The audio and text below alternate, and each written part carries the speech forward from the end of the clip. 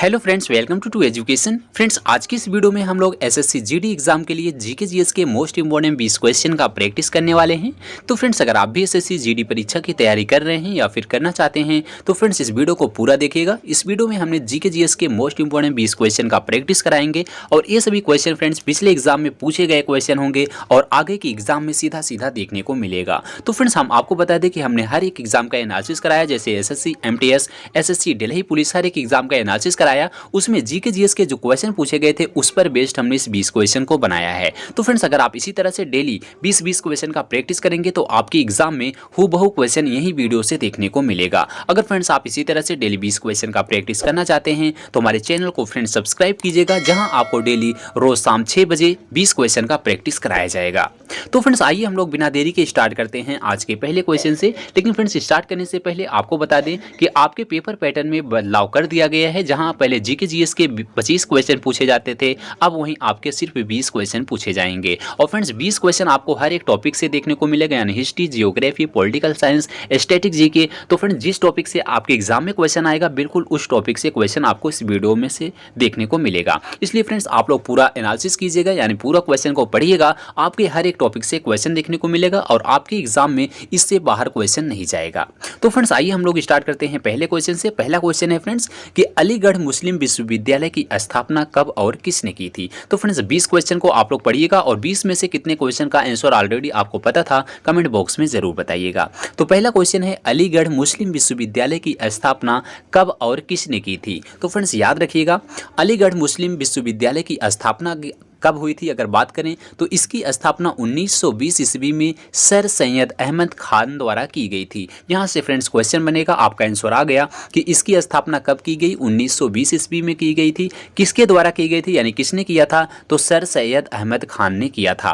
और फ्रेंड्स, अगर पूछे कि और 1921 में भारतीय संसद के एक अधिनियम के माध्यम से केंद्रीय विश्वविद्यालय का दर्जा दिया गया। अगर पूछे फ्रेंड्स कि अलीगढ़ मुस्लिम विश्वविद्यालय को दर्जा कब दिया गया, तो 1921 ईस्वी में दिया गया। तो यहां से आपके 3 क्वेश्चन निकल के आते हैं फ्रेंड्स कि इसकी स्थापना कब हुई, 1920 ईस्वी में हुई, इसको याद रखिएगा। इसकी स्थापना किसने किया, सर सैयद अहमद खान ने किया था। और अलीगढ़ मुस्लिम विश्वविद्यालय को केंद्रीय विश्वविद्यालय का दर्जा कब दिया गया, तो 1921 में दिया गया। तो फ्रेंड्स, यहां से आपके 3 क्वेश्चन बनेंगे। अगर आप इस तरीके से सभी क्वेश्चन को पढ़ते चलेंगे तो आपको हम 100% आपको कह रहे हैं, आप जो 20 क्वेश्चन देखने को मिलेगा आपके एग्जाम में सब यहीं से देखने को मिलेगा। क्योंकि फ्रेंड्स, एसएससी एमटीएस के एग्जाम में सब इसी टाइप के क्वेश्चन पूछे गए थे और एसएससी जीडी के एग्जाम में भी इसी से क्वेश्चन देखने को मिलेगा।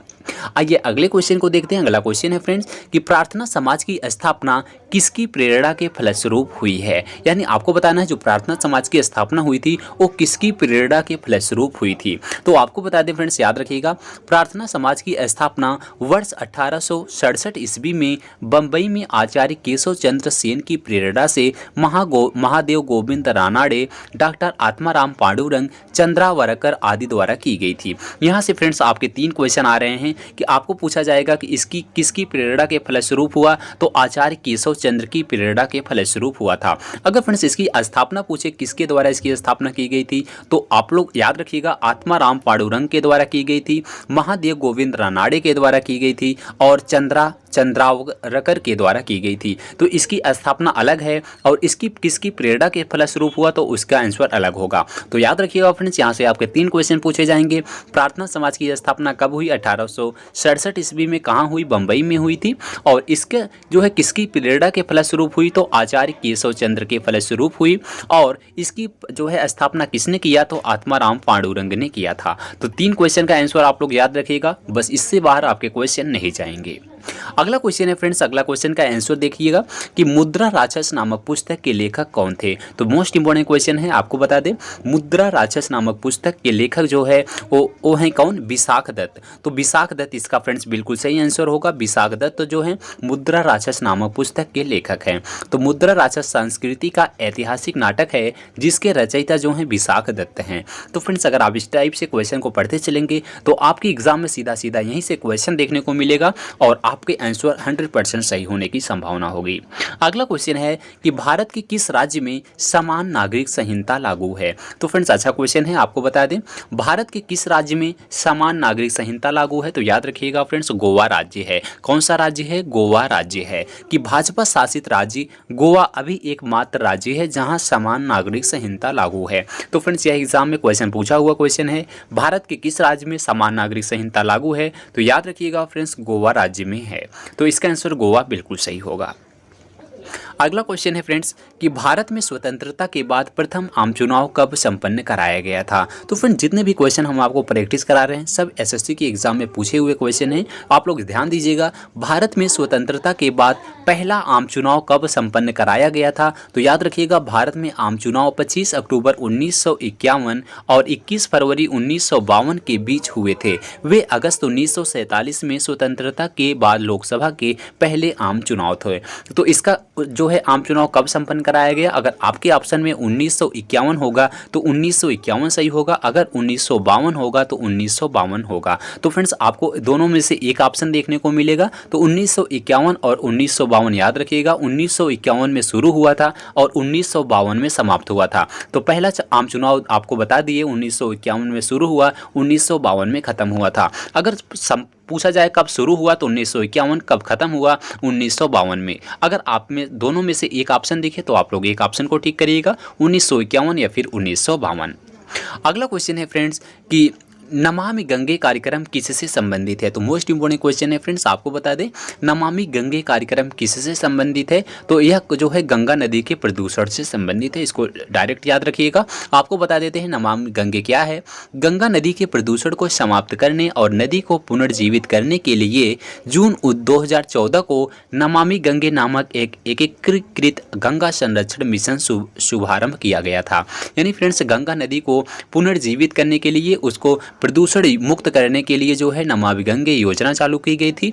कब चालू की गई थी फ्रेंड्स, इसको भी याद रखिएगा, जून 2014 में चालू की गई थी। तो यह भी क्वेश्चन डायरेक्ट पूछा जा सकता है कि नमामि गंगे का शुभारंभ कब किया गया, जून 2014 में किया गया। कि उसका उद्देश्य क्या था, तो आपको बता दिए गंगा नदी के प्रदूषण को समाप्त करना। अगला क्वेश्चन है फ्रेंड्स, अगला क्वेश्चन देखिएगा कि सत्रिया जो है भारत के किस राज्य का एक पारंपरिक हिंदू शास्त्रीय नृत्य है। तो फ्रेंड्स मोस्ट इंपोर्टेंट क्वेश्चन है, यही सभी एसएससी एमटीएस के एग्जाम में पूछे गए क्वेश्चन थे कि सत्रिया जो है भारत के किस राज्य का एक पारंपरिक हिंदू शास्त्रीय नृत्य है। तो याद रखिएगा असम राज्य का है। तो सत्रिया कहाँ का लोक नृत्य है, तो सत्रिया जो है वो असम का हिंदू शास्त्रीय नृत्य है। अगला क्वेश्चन है फ्रेंड्स कि दुधवा राष्ट्रीय उद्यान कहाँ स्थित है। तो फ्रेंड्स आपको बता दें दुधवा राष्ट्रीय उद्यान कहाँ है, उत्तर प्रदेश में है। इसको याद रखिएगा, दुधवा राष्ट्रीय उद्यान कहाँ स्थित है, उत्तर प्रदेश इसका आंसर होगा। कहाँ है उत्तर प्रदेश में, आपको बता देते हैं दुधवा राष्ट्रीय उद्यान उत्तर प्रदेश भारत के लखीमपुर खीरी जनपद में स्थित संरक्षित वन क्षेत्र है। तो कहाँ है, लखीमपुर खीरी जनपद में है। अगला क्वेश्चन है फ्रेंड्स, अगले क्वेश्चन का आंसर देखिएगा कि यामिनी कृष्णमूर्ति का संबंध किस शास्त्रीय नृत्य से है। तो फ्रेंड्स अच्छा क्वेश्चन है, पिछली बार एसएससी एमटीएस के एग्जाम में पूछा हुआ क्वेश्चन है कि यामिनी कृष्णमूर्ति का संबंध किस नृत्य से है। तो भरतनाट्यम से है। इसको याद रखिएगा फ्रेंड्स, यामिनी कृष्णमूर्ति का संबंध किससे था, भरतनाट्यम से था। अगला क्वेश्चन है कि तनाख जो है वो किस धर्म संप्रदाय का एक पवित्र ग्रंथ है। तो फ्रेंड्स आपको बता दें तनाख का अर्थ होता है, तनाख का मतलब होता है हिब्रू बाइबिल। तो हिब्रू बाइबिल जिसे तनाख भी कहा जाता है, यह जो है यहूदी धर्म का पवित्र ग्रंथ है। तो किस धर्म का ग्रंथ है, आप लोग याद रखिएगा, तनाख जो है वो यहूदी जो है धर्म का पवित्र ग्रंथ है। इसका आंसर फ्रेंड्स यहूदी धर्म बिल्कुल सही होगा। अगला क्वेश्चन है कि बीबी का मकबरा कहाँ स्थित है। तो फ्रेंड्स आपको बता दें अभी एसएससी दिल्ली पुलिस का एग्जाम था, तो उसमें एक क्वेश्चन डायरेक्ट पूछा गया था कि बीबी का मकबरा कहाँ स्थित है। तो फ्रेंड्स आपको पता है बीबी का मकबरा औरंगाबाद में स्थित है। तो औरंगाबाद इसका फ्रेंड्स बिल्कुल सही होगा। आपको बता दें फ्रेंड्स औरंगाबाद बीबी के मकबरे का निर्माण मुगल बादशाह औरंगजेब ने अंतिम 17वीं शताब्दी में कराया था। यहाँ से क्वेश्चन बनेगा कि बीबी का मकबरा कहाँ है, औरंगाबाद में है। इसका निर्माण किसने कराया, तो मुगल बादशाह औरंगजेब ने कराया था। किसने कराया था, मुगल बादशाह औरंगजेब ने कराया था। कब कराया था, 17वीं शताब्दी में करवाया था। तो फ्रेंड्स इसका आंसर आप लोग याद रखिएगा, डायरेक्ट क्वेश्चन आपके एग्जाम में पूछे जाएंगे। अगला क्वेश्चन है कि परमाणु बम का आविष्कार किसने किया था। तो मोस्ट इंपॉर्टेंट क्वेश्चन है फ्रेंड्स, आपको बता दें परमाणु बम का आविष्कार अमेरिकी मूल के वैज्ञानिक जूलियस रॉबर्ट ओपेनहाइमर ने किया था। किसने किया था परमाणु बम का आविष्कार? जूलियस रॉबर्ट ओपेनहाइमर ने किया था। अगर फ्रेंड्स यहाँ से क्वेश्चन पूछेगा कि परमाणु बम किस अभिक्रिया व किस सिद्धांत पर कार्य करता है, तो परमाणु बम याद रखिएगा फ्रेंड्स, परमाणु बम मुख्य रूप से नाभिकीय विखंडन अभिक्रिया के सिद्धांत पर कार्य करता है। यह एग्जाम में बार बार क्वेश्चन पूछा जाता है, परमाणु बम किस अभिक्रिया के सिद्धांत पर कार्य करता है? तो नाभिकीय विखंडन की अभिक्रिया पर सिद्धांत पर कार्य करता है। तो इसका आंसर नाभिकीय विखंडन बिल्कुल सही होगा। अगला क्वेश्चन है कि किस विटामिन की कमी से रिकेट्स नामक रोग होता है। तो मोस्ट इंपोर्टेंट क्वेश्चन है, इसको याद रखिएगा। जब विटामिन डी की कमी होती है तो फ्रेंड्स बच्चों में जो है रिकेट्स नामक रोग होता है। तो रिकेट्स नामक रोग किसकी कमी से होता है? जब विटामिन डी की कमी होती है तो रिकेट्स नामक रोग होता है, यानी सूखा रोग होता है। तो सूखा रोग फ्रेंड्स विटामिन डी की कमी से होता है, जो है वही रिकेट्स रोग भी विटामिन डी की कमी से ही होता है। अगला क्वेश्चन है कि किस ग्रुप के खेलों में प्रत्येक पक्ष में खिलाड़ियों की संख्या 7 होती है। यानी आपको बताना है किस खेल में जो है खिलाड़ियों के एक जो है पक्ष में एक टीम में 7 खिलाड़ियों की संख्या होती है। तो फ्रेंड देखिए, अगर 7 खिलाड़ी देखेंगे तो कबड्डी में 7 खिलाड़ी होता है और नेटबॉल में होता है। तो इसका आंसर फ्रेंड्स कबड्डी होगा, नेटबॉल भी होगा। तो किस ग्रुप के खेल में प्रत्येक पक्ष में खिलाड़ियों की संख्या 7 होती है? तो कबड्डी में 7 होती है और नेटबॉल में 7 होती है। अगला क्वेश्चन है कि गोल किस प्रसिद्ध भारतीय हॉकी खिलाड़ी की आत्मकथा है। तो मोस्ट इंपॉर्टेंट क्वेश्चन है, बिल्कुल इसी लेवल के क्वेश्चन आपके एग्जाम में पूछे जाएंगे। गोल किस प्रसिद्ध भारतीय हॉकी खिलाड़ी की आत्मकथा है? तो फ्रेंड्स याद रखिएगा, मेजर ध्यानचंद की जो आत्मकथा थी वो गोल थी। तो गोल किसकी आत्मकथा है फ्रेंड्स? याद रखिएगा, मेजर ध्यानचंद की आत्मकथा है।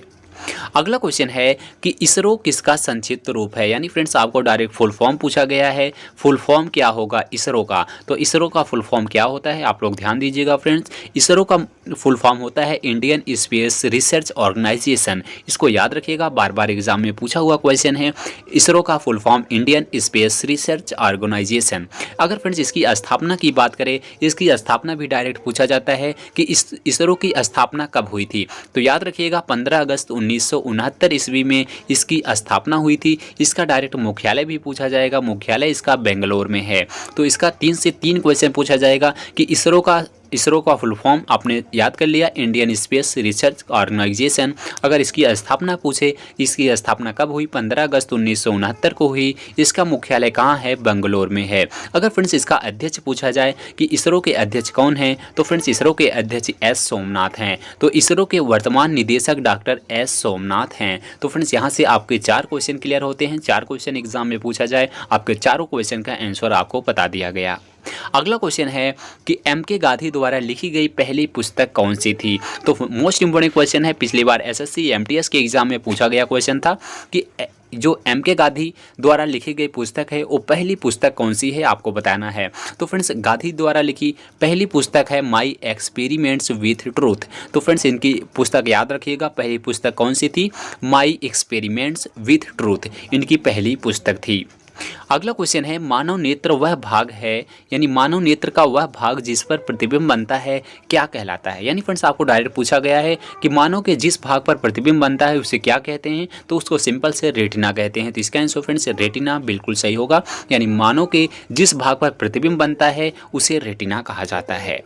अगला क्वेश्चन है फ्रेंड्स, इसका आंसर देखिएगा कि कौन सा त्यौहार तिब्बती नववर्ष के आरंभ का प्रतीक है। तो फ्रेंड्स मोस्ट इंपॉर्टेंट क्वेश्चन है, आपको बता दें कौन सा त्यौहार तिब्बती नववर्ष के आरंभ का प्रतीक है। तो बस इतना याद रखिएगा, तिब्बती नववर्ष के आरंभ का प्रतीक कौन सा त्यौहार होता है? लोसर त्यौहार होता है। तो लोसर इसका फ्रेंड्स बिल्कुल सही आंसर होगा। तो फ्रेंड्स जितने भी क्वेश्चन हमने आपको बता रहे हैं सब एसएससी के एग्जाम में पूछे हुए क्वेश्चन हैं और एसएससी जीडी के एग्जाम में डायरेक्ट यही क्वेश्चन देखने को मिलेगा। अगर आप डेली इसी तरह से 20-20 क्वेश्चन प्रैक्टिस करते चलेंगे तो आपके 20 क्वेश्चन जो पूछे जाएंगे बिल्कुल यहीं से पूछे जाएंगे। अगला क्वेश्चन और लास्ट क्वेश्चन है फ्रेंड्स कि कर्क रेखा कितने राज्यों से होकर गुजरती है। बार बार एग्जाम में पूछा जाने वाला क्वेश्चन है, वेरी वेरी इंपॉर्टेंट क्वेश्चन है। यह एग्जाम में डायरेक्ट क्वेश्चन पूछा जाता है कि कर्क रेखा कितने राज्यों से होकर गुजरती है, डायरेक्ट आपको बताना है। तो फ्रेंड्स अगर इसका आंसर आपको पता है तो कमेंट बॉक्स में आपको इसका आंसर बताना होगा कि कर्क रेखा कितने राज्यों से होकर गुजरती है। तो फ्रेंड्स पूरा हमने 19 क्वेश्चन को आपको प्रैक्टिस कराया और 20वें क्वेश्चन का आंसर जो है आपको कमेंट बॉक्स में देना होगा, कर्क रेखा कितने राज्यों से होकर गुजरती है। तो फ्रेंड्स आज के वीडियो में बस यहीं तक। हमने मोस्ट इंपोर्टेंट 20 क्वेश्चन का प्रैक्टिस कराया। अब 20 क्वेश्चन में से आपके कितने क्वेश्चन का आंसर ऑलरेडी पता था कमेंट बॉक्स में बताइएगा, साथ ही साथ इस क्वेश्चन का आंसर भी कमेंट बॉक्स में बताइएगा। और मिलते हैं अगली वीडियो में। फ्रेंड्स वीडियो पसंद आई हो तो वीडियो को लाइक कीजिएगा, दोस्तों में शेयर कीजिएगा और इसी तरह से डेली शाम 6 बजे अगर आप 20 क्वेश्चन के प्रैक्टिस करना चाहते हैं तो हमारे चैनल को फ्रेंड्स सब्सक्राइब कीजिएगा। मिलते हैं अगली वीडियो में, तब तक के लिए जय हिंद जय भारत।